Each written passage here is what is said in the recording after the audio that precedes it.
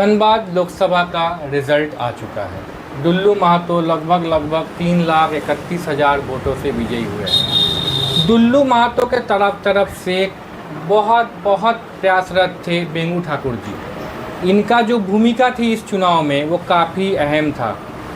बलियापुर क्षेत्र बोलिए, सिंदरी क्षेत्र बोलिए, गांव जाके इन्होंने दुल्लू महतो के लिए काफ़ी प्रचार किया था।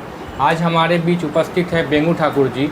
आइए हम सुनते हैं कि इस भारी जीत के बारे में उनको क्या कहना है। बेंगू जी, अपना राय बताइए। इतना भारी मतों से दुल्लू महतो विजयी हुए। देखिए, इस बार हम धनबाद लोकसभा निर्वाचन क्षेत्र का जो 25 मई को जो चुनाव हुआ, सबसे पहले हम धनबाद लोकसभा का तमाम मतदाता को हम नमस्कार करेंगे, धन्यवाद देंगे।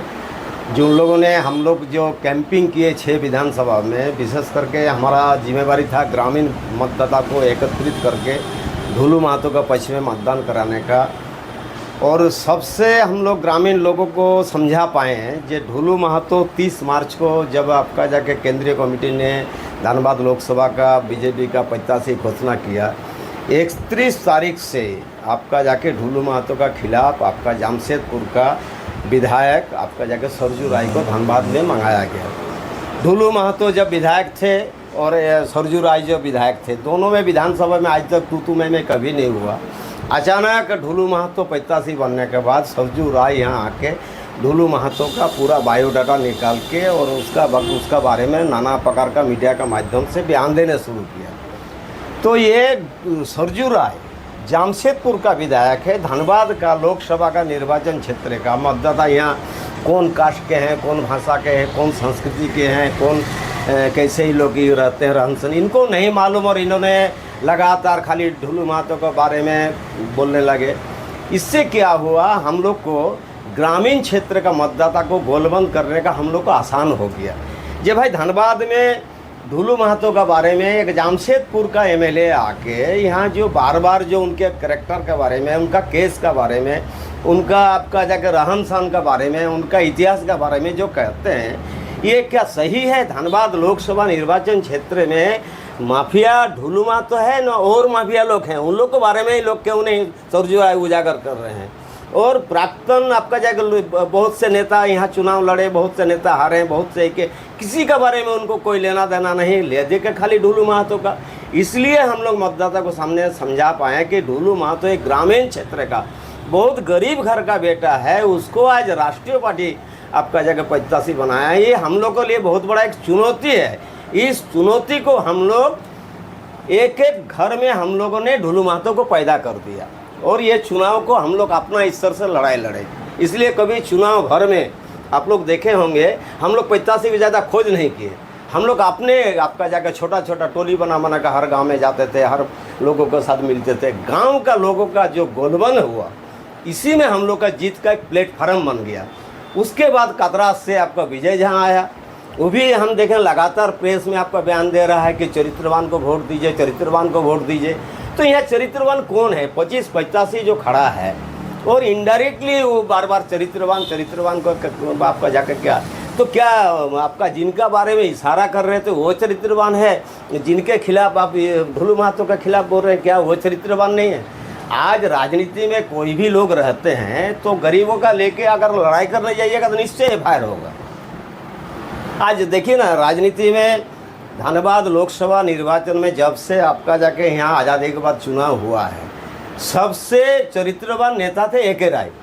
उनके नाम पर कम से कम 70 केस हुआ।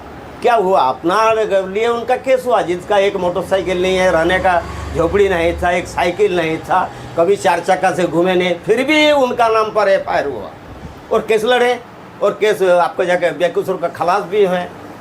तो आज लोग यहाँ का माने व्यवस्था में हम आश्चर्य हो गए। कुछ लोगों का जो माने मानसिकता है, दुल्लू महतो को चारों तरफ से घेरने का कोशिश किया।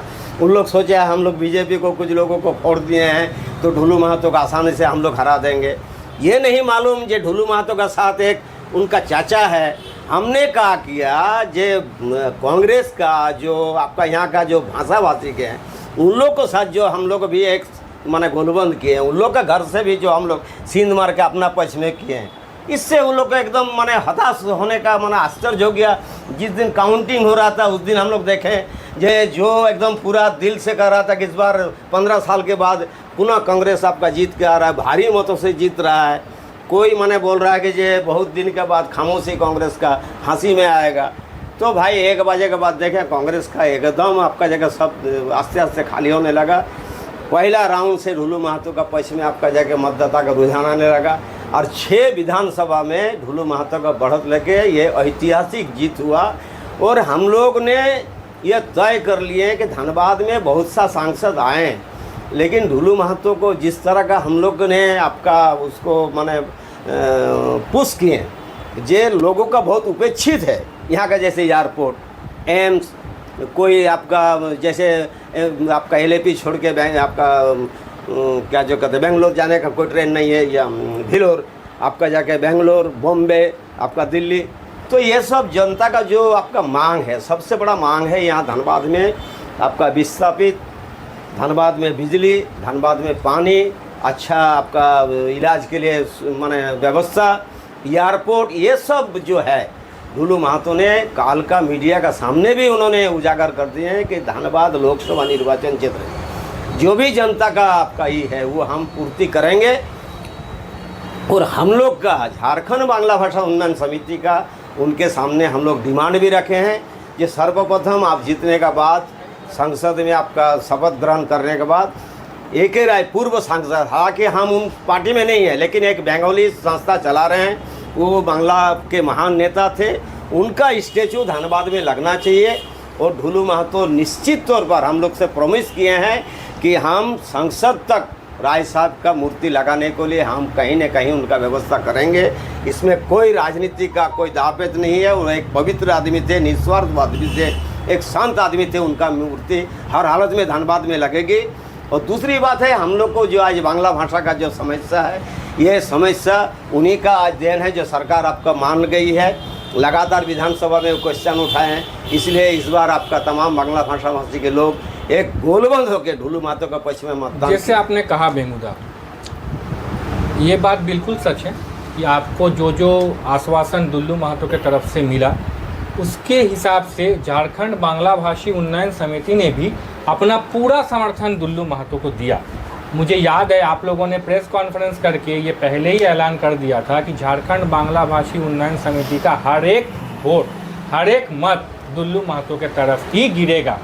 तो आप पूरी तरह से आश्वस्त हैं कि आपका जो सब मांगे हैं वो ढुलू महतो आप सांसद बन चुके हैं, वो बहुत ही उन पर त्वरित कार्रवाई करेंगे? एकदम करेंगे। क्योंकि देखिए, इस व्यक्ति को मैं 20 साल से जान रहा हूँ। जो काम उनको हम लोगों ने सौंपा वो काम उन्होंने किया। और 2022 को आपका जाके 13 अगस्त को उनके समझ हमने गया, राय साहब का फोटो लेके उन्होंने बनारस में मूर्ति का ये भी दे दिए, जो धनबाद में उनका मूर्ति लगेगा। वो आप पत्र भाई आपका DC को माने देने वाले थे, तो वामपंथी का कुछ लोग उसमें आपत्ति किया जो ढुलू महतो के हाथ से मूर्ति नहीं लगेगा, तो थोड़ा सा हम लोग भी खामोश हो गए। अब लेकिन हम लोग किसी का बात सुनने वाला नहीं है। AK राय का जो भी राजनीतिक था उनका मृत्यु के बाद सब चला गया। उनको AK राय तो सर्वमान्य है। AK राय ने कभी किसी के प्रति मानिए कास्ट, क्रीड, जाति, धर्म के आधार पे कभी भेदभाव नहीं किया, तो वो तो सबके नेता है। तो उनका मूर्ति लगाने में हमें दिक्कत क्यों आ रही है? दिक्कत है कि कुछ लोग बाधा दे रहे थे जो उनके हाथ से नहीं लगाएंगे, इसलिए हम लोग थोड़ा सा। तो कितने दिनों के अंदर हम उम्मीद करते हैं कि धनबाद में राय बाबू का स्टैचू लग जाए? मोटा मोटी आप सोच लीजिए, ये आपका 2024 में अगस्त सितंबर के अंदर में राय बाबू का स्टैचू हम लोग धनबाद में लगाएंगे। ये हम लोग का पहला प्राथमिकता है। दूसरा प्राथमिकता है, उन्होंने हम लोग से आपका जाके जो हम लोग किए थे नववर्ष किए थे आपका बरवाड्डा में, उसमें हम लोग कुछ डिमांड दिए थे। जो झारखंड में बांग्ला भाषा का संख्या काफ़ी है, धनबाद लोकसभा में लगभग आपका 10 लाख का मतदाता है। हमेशा धनबाद लोकसभा का मतदाता बांग्ला भाषा का लोग एक निर्णायक मत लेते हैं। इसका पहले भी जो लोग जीते हैं हम ही लोग का वोट से जीते हैं, लेकिन हम लोग का कोई काम नहीं किए। ये पहला मौका है जो ढुलू महतो हम लोग के लिए कुछ काम करेंगे। हम उम्मीद करते हैं बेमुदा कि आप इसी तरह भाषा के प्रति आपका आंदोलन आगे चलता रहे और आप हमेशा लोगों के बीच उपस्थित रहते हैं, और ये उम्मीद करते हैं कि आगे भी आप लोगों के लिए हमेशा तत्पर रहिएगा। धन्यवाद।